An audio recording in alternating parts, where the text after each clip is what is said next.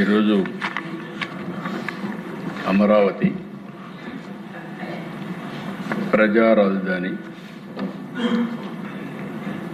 దీన్ని చట్టబద్ధత కల్పిస్తే శాశ్వతంగా ఇబ్బంది ఉండదనే ఉద్దేశంతో కేంద్రానికి మనం పంపించడం,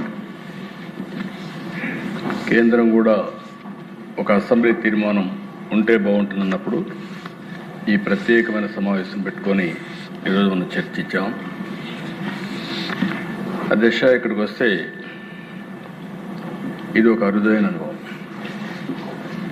ఇక్కడ ఉండే శాసనసభ్యులే కాకుండా మనందరికి కూడా. అయితే ఓసారి పవన్ కళ్యాణ్ గారు మాట్లాడుతున్నప్పుడు కానీ మిగిలిన నాయకులు మాట్లాడినప్పుడు కూడా చాలాసార్లు నేను ఆవేశానికి కూడా గురయ్యాను, భావోద్వేగం కూడా కలిగే పరిస్థితి.